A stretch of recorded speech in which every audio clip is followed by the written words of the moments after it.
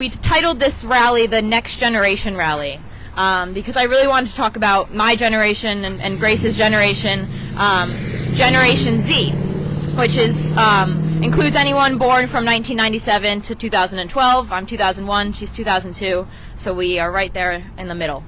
And so Generation Z, I've seen us been described in many different terms, some with great positive connotations and some with not so nice connotations, including we're being stereotyped as this woke, sensitive, lazy, all these other gross generalizations.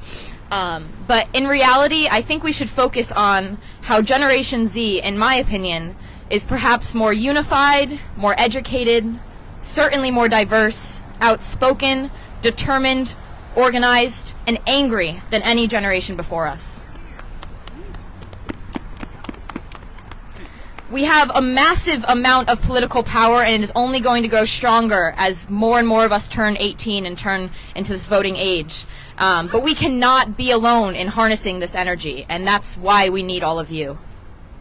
So Gen Zers are actually the most diverse generation in American history. In 1969, the boomer generation was just 18% non-white, and now Generation Z is 48% people of color. Yes, yeah, clap. We are the generation that came of age in the COVID-19 pandemic.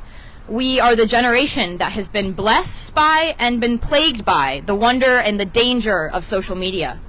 We have never known a world without the internet, without cell phones, without Facebook. We are the post-Columbine generation. We are the post-9/11 generation. And now, because of this year and what has happened, we are becoming the post-Roe versus Wade generation. And I think there is another stereotype among older generations I talked about before, that Gen Zers are so sensitive. We have to say our pronouns to everyone. And back when I was young, we used to joke around about these things, and now you can't even talk about it. And I think that's a really horrible and really dangerous mentality to have about Generation Z.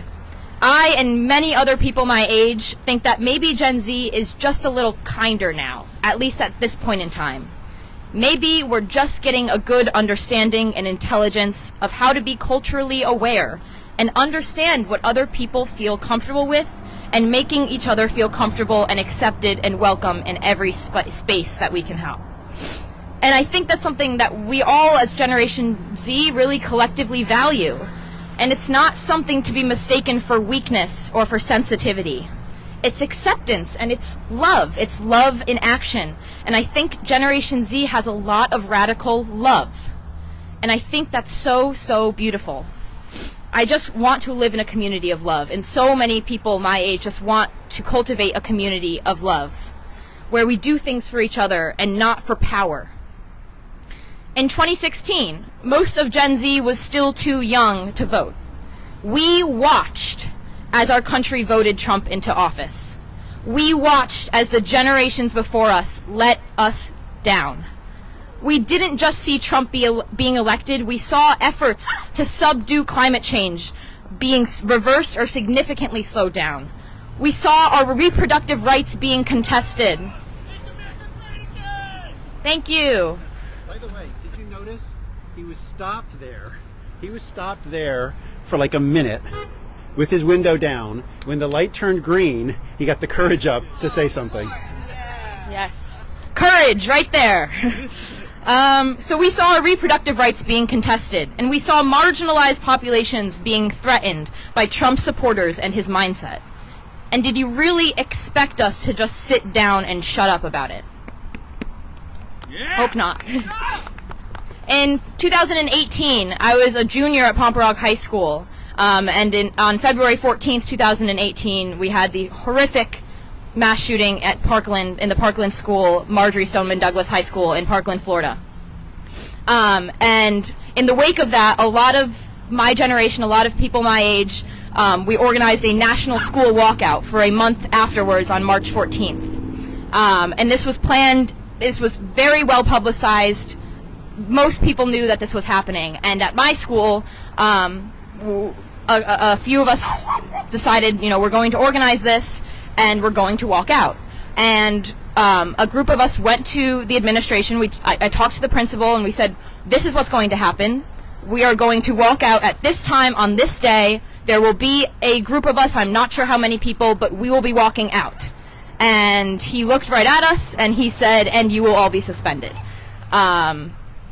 Again, and this is at Pomperaug High School in Southbury, Connecticut, the town over from Newtown, where we all were traumatized by this in some way, shape, or form by the Sandy Hook shooting years earlier. And we had just been told to our faces by our principal that you will all be suspended. And so we just shut up about it, right? We just sat down and shut up about it, right? That's the end of it. Not for Gen Z. We said, all right, okay, for me, I was like, okay, I'm looking suspension right in the face, and I've never looked at that before. I'm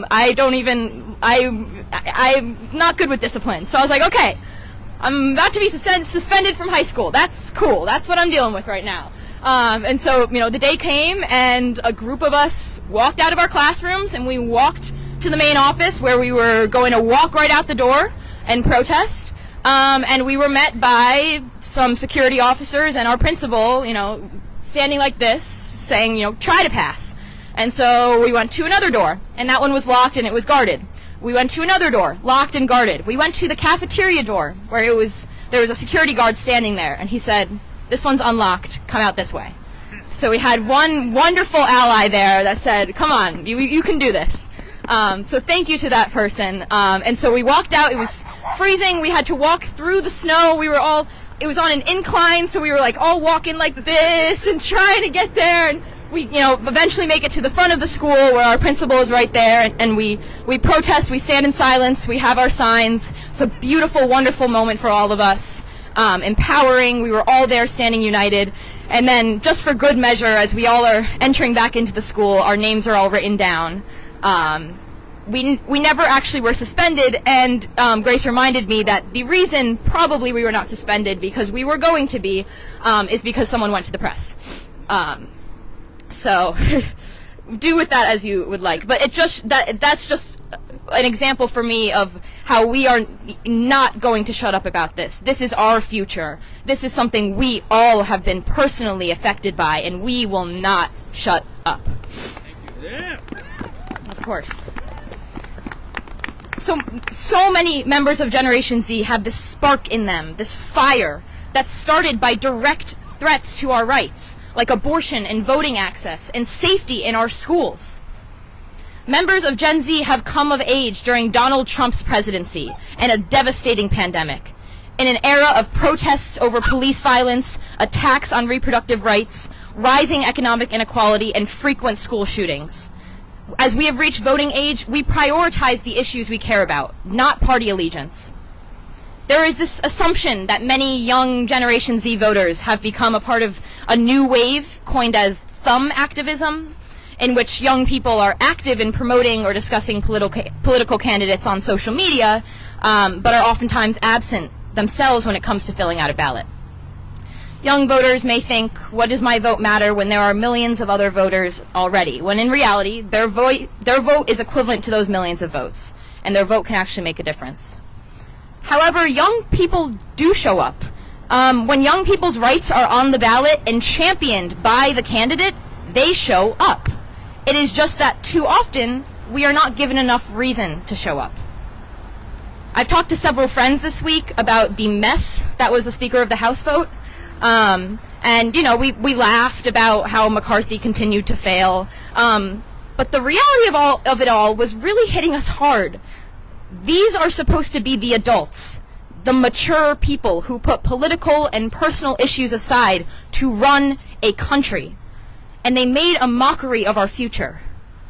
Though we may make light of events like the House of Representatives vote, we are also so terrified by it. We see this dysfunction of our government and know that these are the people we are supposed to be trusting with our futures, with our kids' futures. And that brings me to this. It's become an ethical question that I've debated with so many friends about, of whether or not to even have children, if that will be ethical. We are the generation that has become accustomed to lockdown drills, that became numb to the constant notifications on our phones of yet another mass shooting.